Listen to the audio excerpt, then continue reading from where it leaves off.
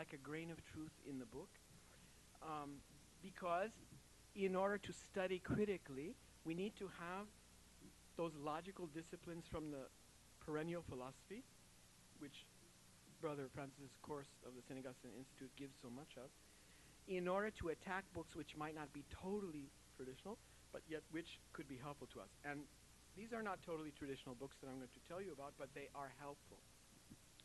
Just briefly, one of them is Father Herman Wegman, W-E-G-M-A-N, and he wrote Christian Worship in East and West in 1985. Of course, that's after 62, but nonetheless, we don't have to be afraid necessarily of anything after 62. If we read it with a critical eye in the light of tradition. The problem is not reading something bad. The problem is, in other words, you could say there's almost no bad reading. There's only bad attitudes in the reading. And the essential gift of this book is that he follows liturgy from a chronology, from the beginning down to the present. Second book is by Father Edward Yarnold, a Jesuit, called The Study of Liturgy, 1978. And he takes a different approach. He follows liturgy from a topical aspect. You know, the Mass, the Divine Office, the sacraments, sacramentals, etc. And he has his chapters arranged like that. But the most primordial book, the book that was the kind of like sea change in the study of liturgy, at least in Rome, is 1958, a vintage year, and it's called Comparative Liturgy by Anton Baumstark, published no less by the very Pontifical Institute of Orientalia in Rome, run by the Jesuits. Now, he was a layman actually. Anton Baumstark, gives us 5 principles of liturgical evolution and development. 1, there was, if you're going to be honest about your study of all liturgy, and liturgy cannot be studied in a vacuum, it has to be studied comparatively, all the rites and liturgies together, and see how they are different and how they are similar.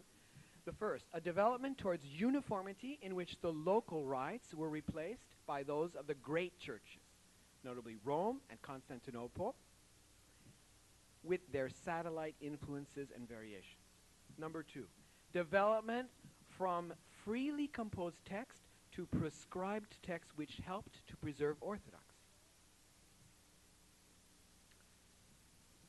Again, when you hear these modernist liturgists saying, well, everybody knows that in the earliest church, bishops and priests were begging the Holy Ghost to inspire them to make up the canon as they went along, as long as they had the essential matter and form at the consecration. No one denies that. But, as with most of their half-truth arguments, what you simply have to ask them is, well then, why did it stop? Because there was a development and there was a felt need in Holy Mother Church that we had to have more formulation to preserve orthodoxy. Third principle, from simplicity to more elaborate rites, plus longer and more numerous prayers. So if you're looking at a missal or in an archive and you see older manuscripts, the simpler the prayer and the simpler the rubrics, the more ancient that particular office. 4, disappearance of certain elements except on the oldest festivals. And something you're familiar with in the Roman Rite, you only find the Oratio Fidelium, the prayer of the faithful, on Good Friday, at the pre-sanctified Mass, which is the only day we still have it left in the Roman Rite. And also you only find Old Testament readings usually either during Lent in the Roman Rite or during certain special Ember Days or Vigils. Those are signs that that was more primitive in the ancient Roman Rite, and it fell into disuse. And so it was saved by the Church as a precious treasure. She wants nothing of her liturgy to be lost completely, but she does reserve certain things to only special times because they might take longer or whatever. So those things, when you see them on Good Friday, you say, this is a sign that this was very ancient in the early Church of Rome and its satellites. 5th and last principle of Baumstark, older preference for rather subtle biblical allusions as opposed to the more dogmatic emphasis of later texts.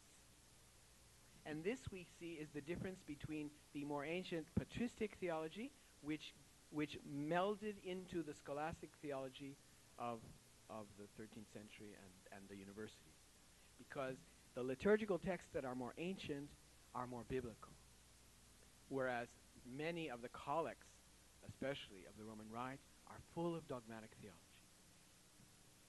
One without the other is not good enough. Holy Mother Church wants to combine the best of both worlds, and so we have this development so that we have the fullness of the richness of keeping both, but harmonizing them together. Okay, in Wegman's book, he gives us 3 principles of the pillars of liturgical study and restoration. The first, absolute necessity to study the sources, the primary texts, not commentaries, the primary texts, including non-Roman traditions, as well as Jewish and Hellenistic roots of Christian worship.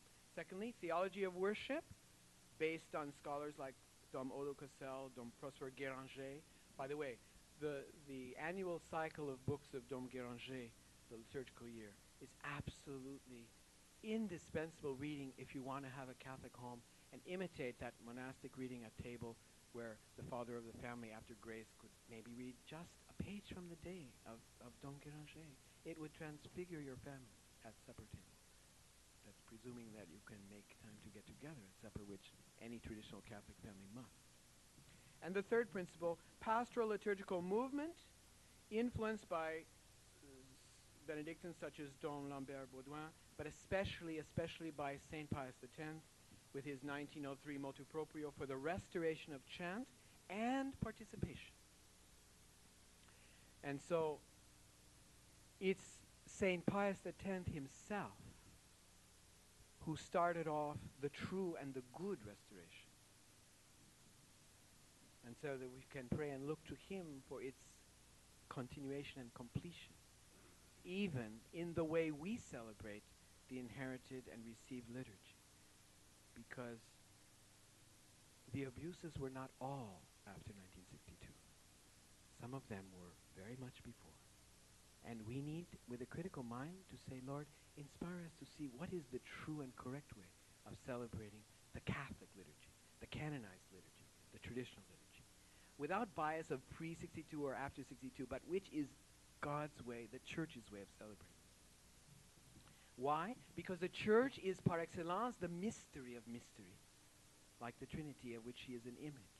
And therefore, let us remember that axiom of theology, Ecclesia semper idem et semper reformanda. Church is always the same.